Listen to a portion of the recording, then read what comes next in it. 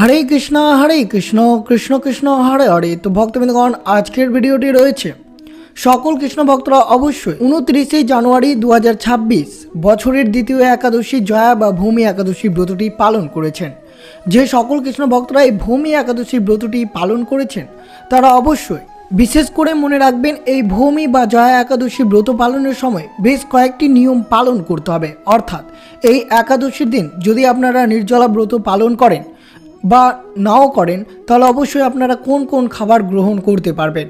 বিশেষ করে জয়া বা ভূমি একাদশী মাঘ মাসের শুক্লপক্ষের 11তম দিনে এই একাদশীর দিনটি পড়ে। এই একাদশীর গুরুত্ব অপরিসীমা, যে কেউ এই একাদশী ব্রত পালন করতে পারে, কিন্তু কয়েকটি বিষয় আপনাদেরকে এই ভূমি বা জয়া একাদশীর দিন মেনে চলতে হবে। অর্থাৎ কোন কোন খাবার এই শুভ দিনে গ্রহণ করা উচিত নয়। বিশেষ করে মনে রাখবেন, ভূমি বা জয়া একাদশীর দিন ভুলেও এই কয়েকটি খাবার আপনারা গ্রহণ করবেন না, নইলে ব্রতের কোনো পূর্ণ ফলাফল পাওয়া যাবে না। বিশেষ করে সতর্কতার মাধ্যমে এই ভূমি বা জয়া একাদশীর ব্রতটি 2026 সালের 29শে জানুয়ারি বৃহস্পতিবার ব্রতটি ভক্তি শ্রদ্ধা সহকারে পালন করবেন, তবে আপনার ব্রতটি পূর্ণ ফল লাভ হবে। তো অবশ্যই যে সকল ভক্তরা 2026 সালের জয়া বা ভূমি একাদশীটি ব্রতটি পালন করেছেন তারা অবশ্যই ভিডিওটি শুরু থেকে শেষ পর্যন্ত ভক্তি সহকারে শ্রবণ করবেন। আর চ্যানেলে নতুন হয়ে থাকলে দয়া করে চ্যানেলটিকে সাবস্ক্রাইব করবেন, লাইক করবেন, কমেন্টে ভক্তি ভালোবাসা শ্রদ্ধা দিয়ে জয় শ্রীকৃষ্ণের জয় লিখে দিতে ভুলবেন না এই শুভ দিনটিতে।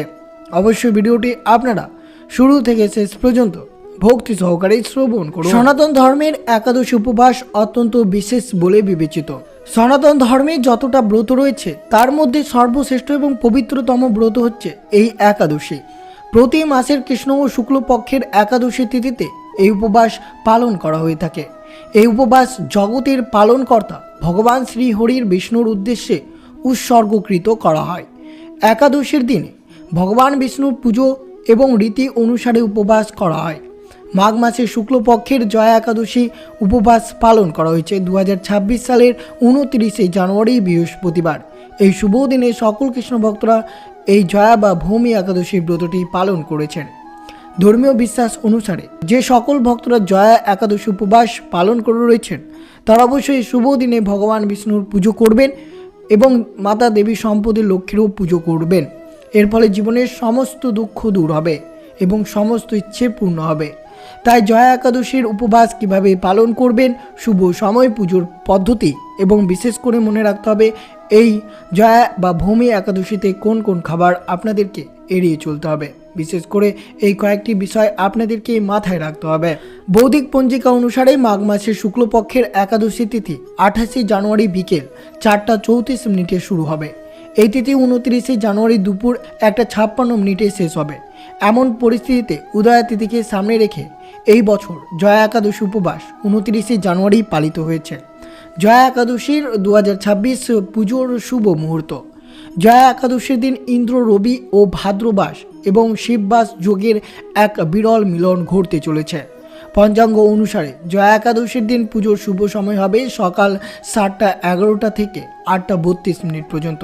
এরপরে সকাল 11:14 থেকে দুপুর 1:55 পর্যন্ত এই জয়া বা ভূমি একাদশীর পুজোর শুভ সময় রয়েছে। এই শুভ সময়ে আপনারা অবশ্যই ভগবান বিষ্ণুর পুজো আরাধনা করতে পারেন। জয়া একাদশীতে পুজোর সঠিক পুজো বিধি কী রয়েছে? জয়া একাদশীর দিন অবশ্যই আপনাদেরকে ব্রহ্মা মুহূর্তে অর্থাৎ খুব ভোরে ঘুম থেকে উঠে স্নান করতে হবে।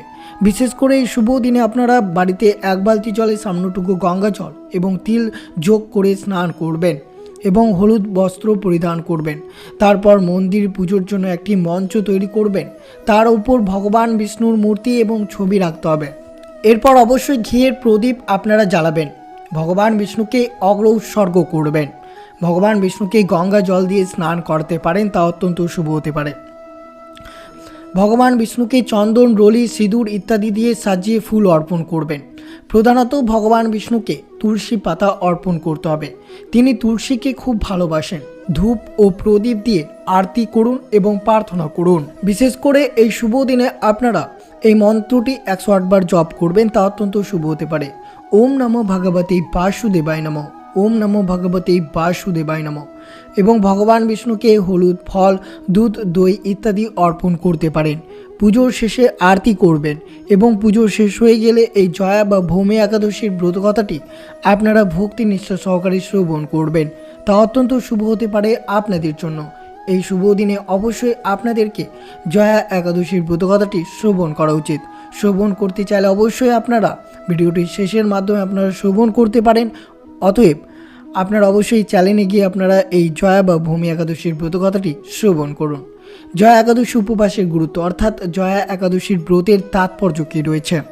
হিন্দু ধর্মের প্রতিটি একাদশী উপবাসের তাৎপর্য বা বৈশিষ্ট্য রয়েছে। তেমনি একাদশী উপবাস পালন করলে সকল পাপ বিনষ্ট হয়ে যায়।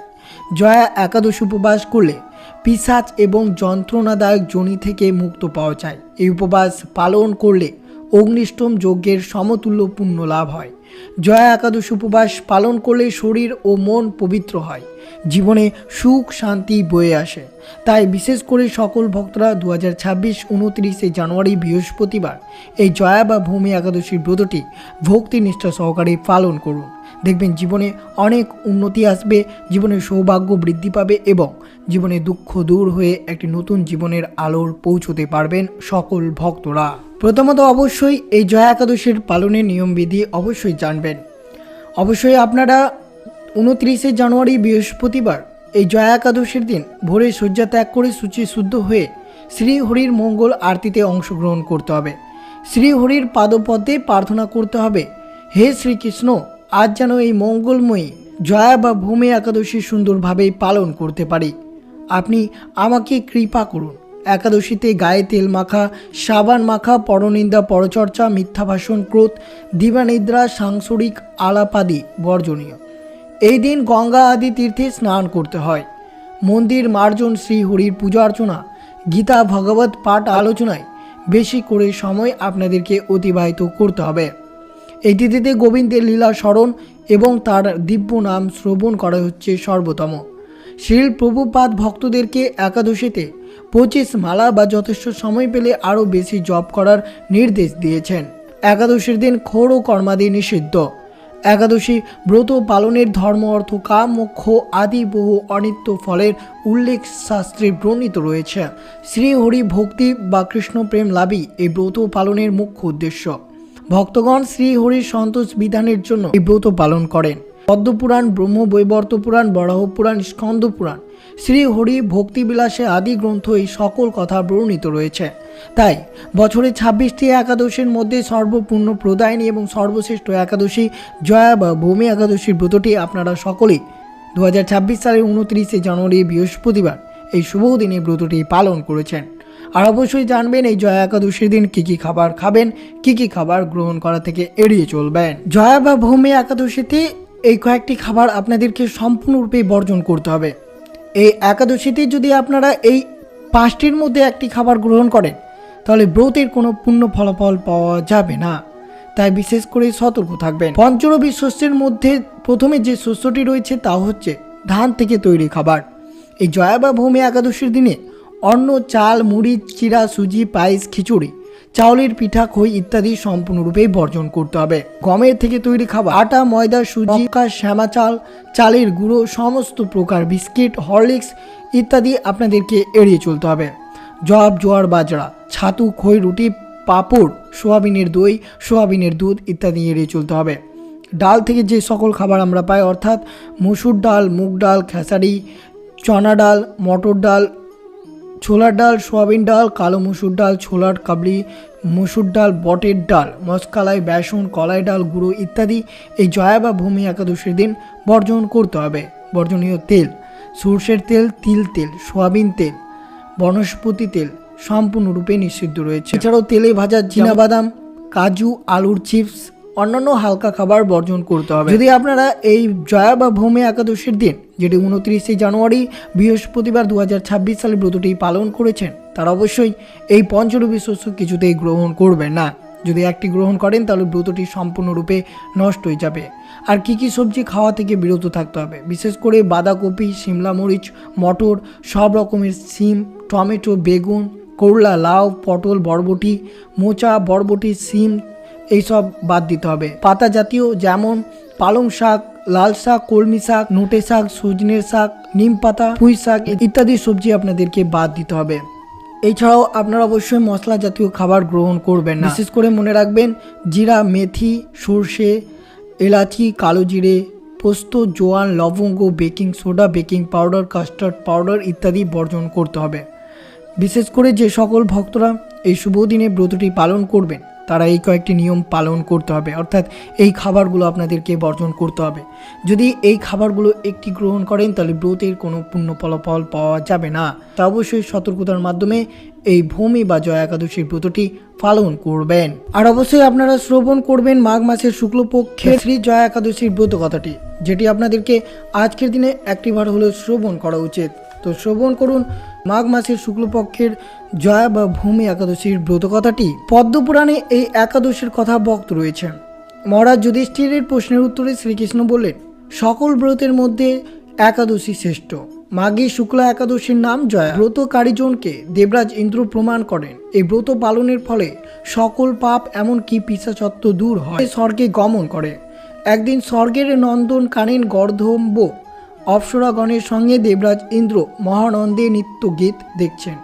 চিত্ররথ গন্ধর্বের পুত্র পুষ্পবাণ, পুষ্পবাণের পুত্র মাল্যবান রূপে অনুপম, পুষ্পবতী নামে এক গর্দম্ব কন্যা মাল্যবানের প্রতি আসক্তা। তারা উভয়ের সেই সময় হাত ধরাধরি করে নিত্য গীত করতে করতে মোহিত হওয়ার কারণে তাল ভঙ্গ হলো। স্বর্গের মতো জায়গায় নিত্য গীতের সময় এমন বিপর্যয় দেখে দেবরাজ মাল্যবান ও পুষ্পবতীকে শাপ দিলেন, আমার শাপে তোরা পিশাচ দেহ লাভ করবেই। ইন্দ্রের সাবধানের সঙ্গে সঙ্গে মাল্যবান ও পুষ্পবতী উভয়ের পিশাচজনি পেয়ে স্বর্গভ্রষ্ট হয়ে হিমালয়ের দুর্বিহ জীবনযাপন করতে লাগলো। এইভাবে কিছুদিন কেটে গেল। একদিন মাঘী শুক্লা একাদশী উপস্থিত হলো। দৈব্যক্রমে উভয়ের দেশ্য শূন্য মন। সেই দিন তারা কোনো জীব হিংসা করল না, অতি দুঃখে উপবাসে রইল। উভয় রাত্রিতে হলো অবসন্ন, ঠান্ডার জন্য নিদ্রায় হলো না। এই রূপে তারা অজ্ঞাতে জয়াব্রত করার ফলে উভয়ের পিশাচত্ব হতে মুক্ত লাভ করল। পুনরায় রূপবান ও রূপবতী হলো, দিব্য দেহ ধারণ করে বিমানে চড়ে স্বর্গে গমন করল। তাদেরকে দেখে ইন্দ্র হলেন বিস্মিত, জিজ্ঞাসা করলেন কেমন করে তারা শাপ মুক্ত হলো। তখন মাল্যবান সকল বৃত্তান্ত বক্ত করল, যেভাবে অজ্ঞান হলেও জয়াব্রত সাধন করে পিশাচত্ব দূর হলো। তখনই দেবরাজ বললেন, এখন তোমার আমার পূজ্য। তারপর তিনি সমাদরে শ্রেষ্ঠ বাসস্থান দিলেন। পুনরায় পুষ্পবতী ও মাল্যবান স্বর্গে সুখের জীবন কাটাতে লাগলো। ব্রহ্মা হত্যাদি সকল পাপ জয়াব্রতের দ্বারা নির্মূল হয়। এই ব্রতের ফলে সকল যজ্ঞের ফল লাভ হয়। জয়ার মাহাত্ম্য কথা শ্রবণ পঠনে অগ্নিষ্টম যজ্ঞের ফল লাভ হয়ে থাকে। তা অবশ্যই সকল ভক্তরা 2026 সালে 29শে জানুয়ারি বৃহস্পতিবার এই জয়া বা ভূমি একাদশীর ব্রতটি পালন করেছেন। তো অবশ্যই আপনাদের সাথে তুলে ধরা হলো যে জয়া বা ভূমি একাদশীর ব্রত পালনের সময় কোন কোন খাবার আপনাদেরকে এড়িয়ে চলা উচিত।